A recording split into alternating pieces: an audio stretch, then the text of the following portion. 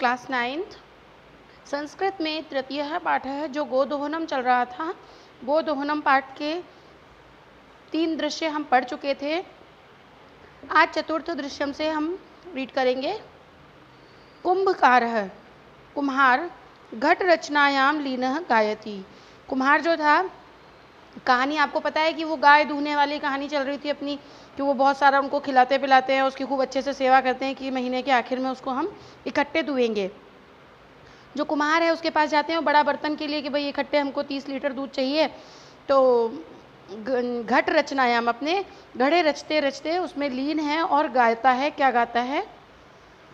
ज्ञात्वा अपि जीविका हेतु रचयामि घटानहम।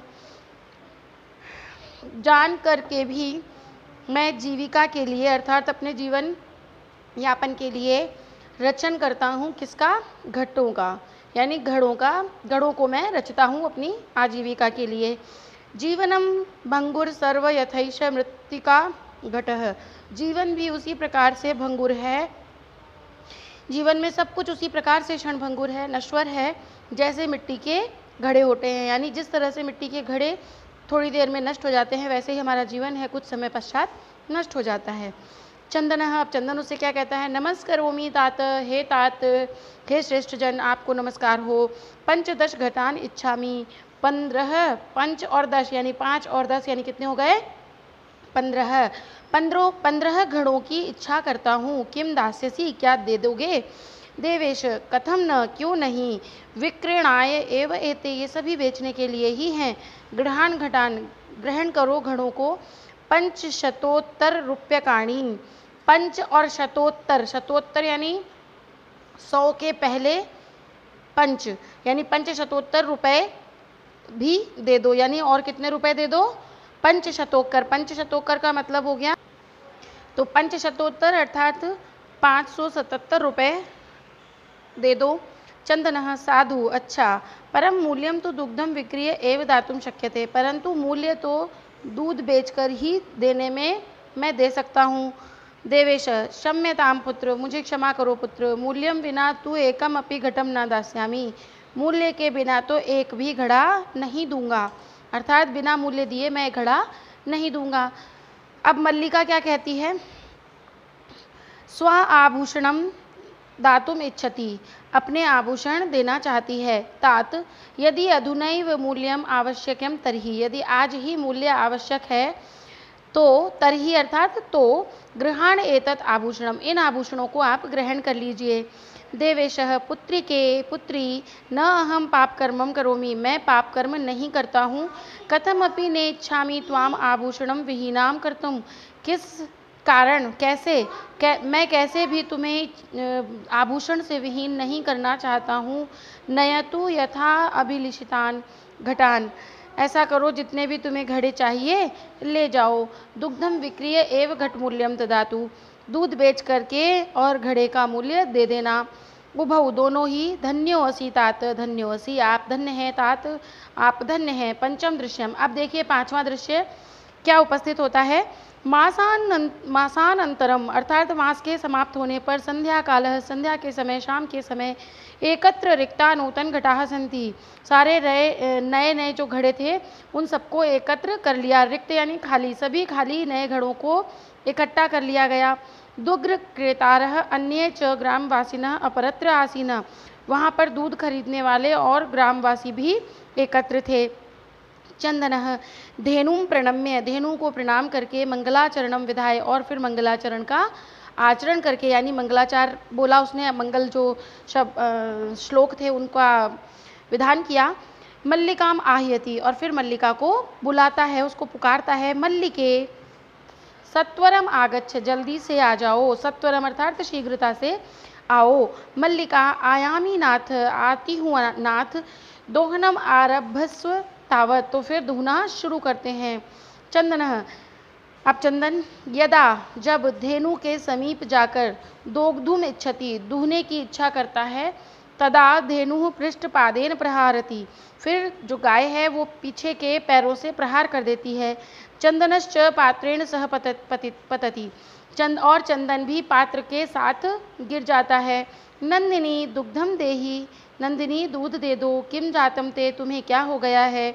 पुनः प्रयासम, फिर से वो प्रयास करता है, करोती, है ना। तो इसमें दिख रहा है आपको किस तरह से उसने उसे लात मारी है, पीछे के पैर से उसके ऊपर प्रहार कर दिया। जैसे ही वो अपना दूध का घड़ा लेकर उसके पास आता है और वो उसके ऊपर पादों से, पीछे के पश्च पादों से उसके ऊपर प्रहार कर देती है।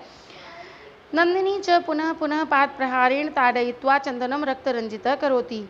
नंदिनी और नंदिनी ने बार बार पैरों के प्रहार से मार मार कर, ताड़यित्वा मार करके, यानी ताड़यित्वा कत्वा प्रत्यय करके, मार करके चंदन को रक्त से रंजित कर दिया, अर्थात खून लहूलुहान कर दिया।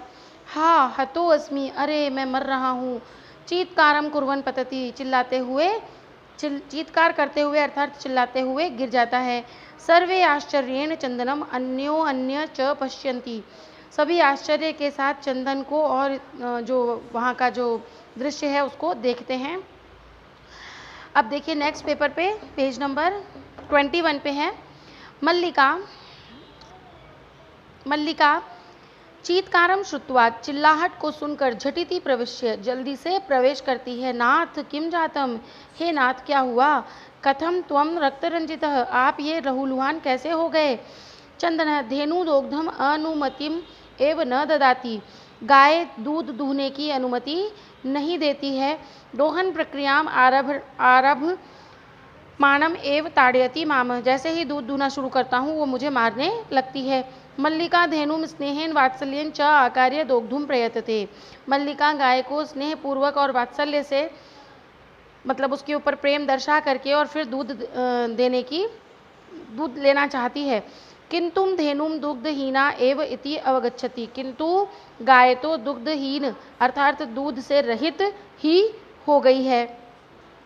मल्लिका चंदनम प्रति, अब मल्लिका चंदन से कहती है, मल्लिका चंदन से कहती है, नाथ अत्यनुचितम कृतम आवाभ्याम यत्, हम दोनों ने ही बड़ा ही अनुचित कार्य किया है। मास पर्यंतम धेनोह दोहनम कृतम, कि हम महीने के अंत में गाय को दूह रहे हैं। सा पीड़म अनुभवती, उसे पीड़ा का अनुभव हो रहा है। अतैव ताड़यति, इसीलिए वो मार रही है। चंदन देवी मयापि ज्ञातम यत्, मुझे भी ज्ञात था क्या, अर्थात मुझे क्या पता था। सर्वथा अनुचितम एव कृतम यत्, ये सच में हमने बहुत अनुचित कर दिया है। पूर्ण मास पर्यंतम, पूरे महीने के पश्चात, दोहनम न कृतम, दूध नहीं दूहना चाहिए। अतएव, इसीलिए दुग्धम शुष्कम जातम, दूध सूख गया है।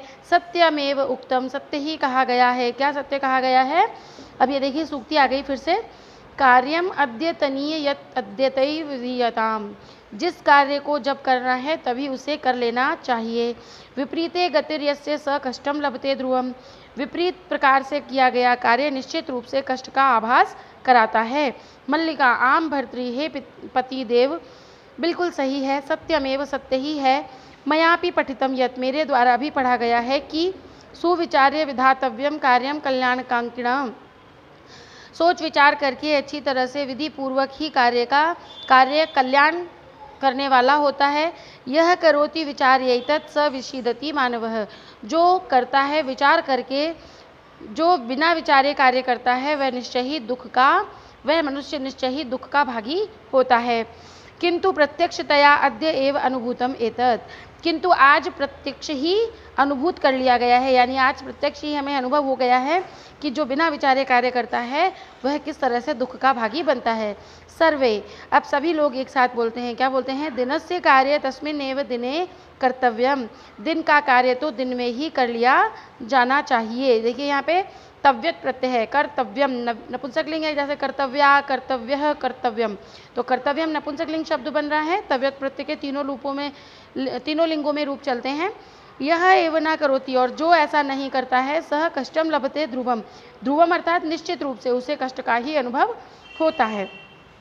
तत्पश्चात क्या होता है, जवनिका, जवनिका यानी पर्दा, पर्दा गिर जाता है, यानी जो नाटक है वो 5वां दृश्य के साथ में नाटक भी समाप्ति की ओर है, पर्दा गिरता है। सर्वे मिलित्वा गायन्ति, सभी मिल करके गाते हैं। आदानस्य प्रदानस्य कर्तव्यस्य च कर्मणः, आदान के द्वारा, प्रदान के द्वारा और कर्तव्य के द्वारा कर्म करना चाहिए। क्षिप्रम प्रक्रियमाणस्य कालः पिबति तदस्रम, और जो शीघ्रता नहीं करता उस समय को हमेशा समाप्त कर दिया जाता है, अर्थात वे समय ही समाप्त हो जाता है। तो इस प्रकार से यह जो कहानी है, इससे हमें ये शिक्षा मिलती है कि जब जो कार्य हमें करना होता है उस समय हमें तुरंत वह कार्य समाप्त कर लेना चाहिए।